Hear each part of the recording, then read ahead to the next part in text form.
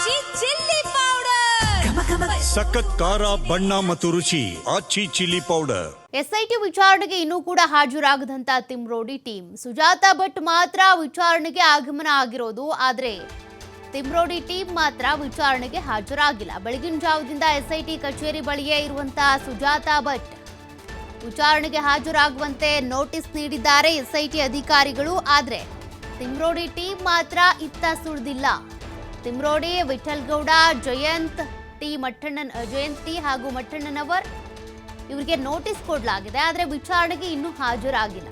ಬೆಳಗ್ಗೆ 10:30ಕ್ಕೆ ವಿಚಾರಣೆಗೆ ಹಾಜರಾಗಬೇಕು ಅಂತ ಎಸ್ಐಟಿ ಡೆಡ್ಲೈನ್ ಅನ್ನು ಕೊಟ್ಟಿತ್ತು. ವಿಚಾರಣೆಗೆ ಹಾಜರಾಗದೇ ಇದ್ರೆ ಬಂಧಿಸುವಂತ ಸಾಧ್ಯತೆ ಕೂಡ ಇದೆ. ಹೀಗಾಗಿ ಇವತ್ತು ವಿಚಾರಣೆಗೆ ಹಾಜರಾಗಿ ದಾಖಲೆ ನೀಡ್ತಾರಾ, ಸಂಪೂರ್ಣ ಮಾಹಿತಿ ನೀಡುವಂತೆ ಈಗಾಗಲೇ ಎಸ್ಐಟಿ ಸೂಚನೆ ಕೊಟ್ಟಿದೆ. ಮಧ್ಯಾಹ್ನ 2 ಗಂಟೆಯೊಳಗಡೆ ವಿಚಾರಣೆಗೆ ಹಾಜರಾಗಬೇಕು ಅಂತ ಸೂಚನೆ ಕೊಡಲಾಗಿದೆ. 10:30ರಿಂದ 2 ಗಂಟೆವರೆಗೂ ಕೂಡ ಟೈಮ್ ಇದೆ. ನೋಡೋಣ ಅಷ್ಟರೊಳಗೆ ಬರ್ತಾರಾ. ಗಿರೀಶ್ ಮಟ್ಟಣ್ಣನವರು ಇರ್ಬೋದು, ಜೊತೆಗೆ ಮಹೇಶ್ ಶೆಟ್ಟಿ, ತಿಮ್ರೋಡಿ, ವಿಠಲ್ ಗೌಡ ಮತ್ತೆ ಜಯಂತ್ ಇವರೆಲ್ಲರೂ ಕೂಡ ವಿಚಾರಣೆಗೆ ಹಾಜರಾಗಬೇಕು. ಜೊತೆಗೆ ತಮ್ಮ ಬಳಿ ಇರುವಂತಹ ದಾಖಲೆಗಳು, ಸಾಕಷ್ಟು ಆರೋಪಗಳನ್ನ ಮಾಡ್ತಾ ಇದ್ರು, ಮಾಧ್ಯಮಗಳ ಮುಂದೆ ಬಂದು ಹೇಳಿಕೆ ಕೊಡ್ತಾ ಇದ್ರು. ಹೀಗಾಗಿನೇ ನೀವು ಈ ವಿಚಾರಣೆಗೆ ಸಹಕಾರ ಕೊಡಬೇಕು, ನಿಮ್ಮ ಹತ್ರ ಏನ್ ದಾಖಲೆಗಳಿದಾವೆ ಅವನ್ನ ನಮಗೆ ಪೂರೈಸಬೇಕು ಅಂತೇಳಿ ಅಧಿಕಾರಿಗಳು ಸೂಚನೆ ಕೊಟ್ಟಿದ್ರು. ಈಗ ಸುಜಾತ ಭಟ್ ಏನೋ ಎಸ್ಐಟಿ ಕಚೇರಿ ಮುಂದೆ ಹಾಜರಾಗಿದ್ದಾರೆ. ಆದರೆ ಗಿರೀಶ್ ಮಟ್ಟಣ್ಣನವರ್ ಮತ್ತೆ ತಿಮ್ರೋಡಿ, ಜಯಂತ್ ಟಿ, ವಿಠಲ್ ಗೌಡ ಇವರ ಬರುವಿಕೆಗೋಸ್ಕರ ಎಸ್ಐಟಿ ಅಧಿಕಾರಿಗಳೀಗ ಕಾಯ್ತಿದ್ದಾರೆ. ಎಷ್ಟೊತ್ತಿಗೆ ಬರ್ಬೋದು, ಎಷ್ಟೊತ್ತಿಗೆ ವಿಚಾರಣೆ ಶುರುವಾಗಿ ಮುಗಿಬಹುದು, ಏನು ದಾಖಲೆಗಳನ್ನು ತಂದು ಕೊಡಬಹುದು ಅವರು ಅಂತ.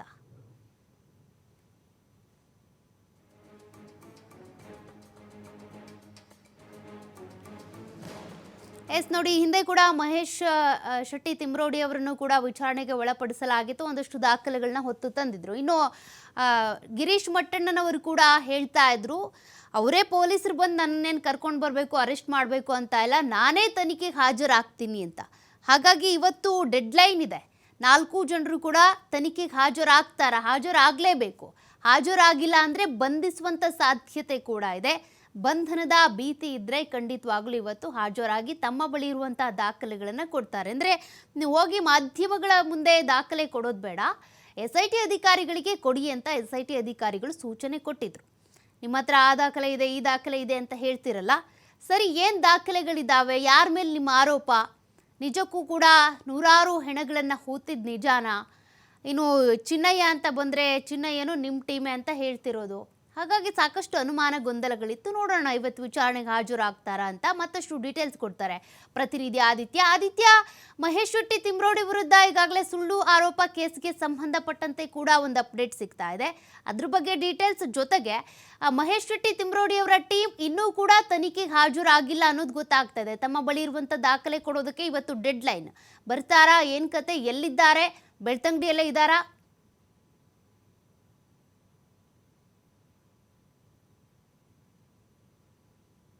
ಬೆಳವಣಿಗೆಗಳು ಎಸ್ಐಟಿ ಕಚೇರಿ ಮುಂಭಾಗದಲ್ಲಿ ನಡೆದಿದೆ. ಎಸ್ಐಟಿ ಕಚೇರಿಯ ಮುಂಭಾಗದಲ್ಲೇ ತಾಲೂಕು ಕಚೇರಿ ಇದೆ.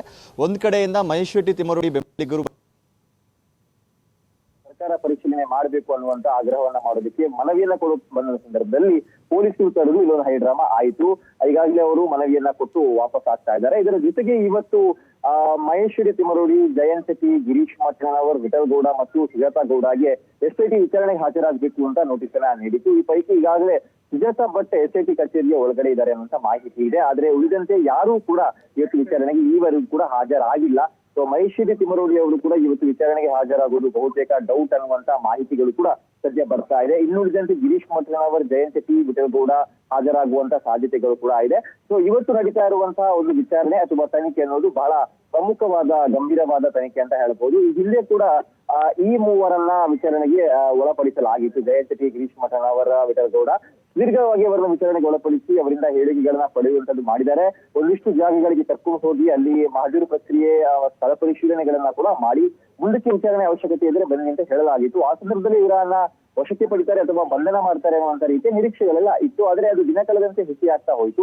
ಈಗ ಮತ್ತೆ ವಿಚಾರಣೆ ಕರೆದಿದ್ದಾರೆ, ನೋಟಿಸ್ ನೀಡಿದ್ದಾರೆ. ಆದ್ರೆ ನೋಟಿಸ್ ನೀಡೋದು ಮಾತ್ರ ಅಲ್ಲ, ಅದರಲ್ಲಿ ಸಾಕಷ್ಟು ಷರತ್ತುಗಳನ್ನ ಕೂಡ ಎಸ್ಐಟಿ ಉಲ್ಲೇಖ ಮಾಡಿರೋದು. ಎಲ್ಲೋ ಒಂದು ಕಡೆ ಇವರನ್ನ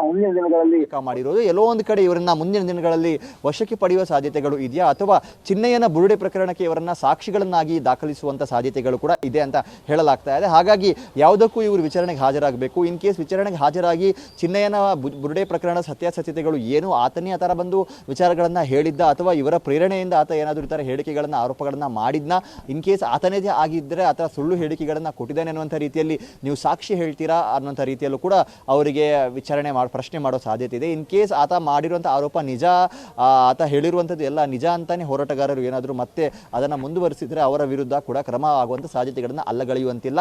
ಯಾಕಂದರೆ ಈ ಹಿಂದೆ ಕೂಡ ಅವರನ್ನು ಬಂಧಿಸುವಂತಹ ರೀತಿಯಲ್ಲಿ ಬೇಕಾದಂಥ ಒಂದಿಷ್ಟು ದಾಖಲೆಗಳು, ಹೇಳಿಕೆಗಳು ಇತ್ತು SIT ಬಳಿ. ಆದರೆ ಮೆಟೀರಿಯಲ್ ಎವಿಡೆನ್ಸ್ನ ಕೊರತೆಯಿಂದಾಗಿ ಇವರಿಗೂ ಅವರ ಬಂಧನಗಳು ಆಗಿರಲಿಲ್ಲ. ಆದರೆ ಈ ಚಿನ್ನಯ್ಯನ ಬುರುಡೆ ಪ್ರಕರಣ ಹೊರತುಪಡಿಸಿ ಆ ಕಾಡಿನಿಂದ ಬುರುಡೆಯನ್ನು ತೆಗೆದುಕೊಂಡು ಬಂದಿದ್ದು, ಇಲ್ಲಿಗಲ್ ಆಗಿ ಅದನ್ನು ಎಕ್ಸ್ಯೂಮ್ ಮಾಡ್ಕೊಂಡು ಬಂದಿದ್ದು ಬಹಳ ದೊಡ್ಡ ಕಾನೂನು ಬಾಹಿರವಾಗಿರುತ್ತೆ. ಸೊ ಈ ವಿಚಾರವನ್ನು ಇಟ್ಟುಕೊಂಡು ಕೂಡ ಅವರನ್ನು ಅರೆಸ್ಟ್ ಮಾಡುವಂಥ ಸಾಧ್ಯತೆಗಳನ್ನು ಕೂಡ ಅಲ್ಲಗಳೆಯುವಂತಿಲ್ಲ. ಹಾಗಾಗಿ SIT ಕೊಟ್ಟಿರುವಂಥ ನೋಟಿಸ್ ಮತ್ತು ಅದರಲ್ಲಿ ಉಲ್ಲೇಖ ಮಾಡಿರುವಂಥ ಷರತ್ತುಗಳು ಈಗ ಬಹಳ ಕುತೂಹಲ ಕಾರಣವಾಗಿದೆ. ಸೊ ಇದು ಒಂದು ಕ್ಲೈಮ್ಯಾಕ್ಸ್ ಅಂತ ಹೇಳ್ಬೋದು. ಚಾರ್ಜ್ ಶೀಟ್ ಅಥವಾ ವರದಿಯನ್ನು ಸಲ್ಲಿಕೆ ಮಾಡೋದಕ್ಕೆ SIT ತಯಾರಿಯನ್ನು ನಡೆಸ್ತಾ ಇದೆ. ಇದಕ್ಕೊಂದು ಅಂತಿಮ ಚುಕ್ಕಿಯನ್ನು ಇಡೋದಕ್ಕೆ ಇವರನ್ನ ವಿಚಾರಣೆ ಕರೆದಿದ್ದಾರೆ. ಹಾಗಾಗಿ ಕರೆದ ಬಳಿಕ ಇವರ ವಿರುದ್ಧ ಮುಂದೆ ಯಾವ ನಿರ್ಧಾರವನ್ನು SIT ತೆಗೆದುಕೊಳ್ಳುತ್ತೆ, ಇವರನ್ನ ಬಂಧಿಸ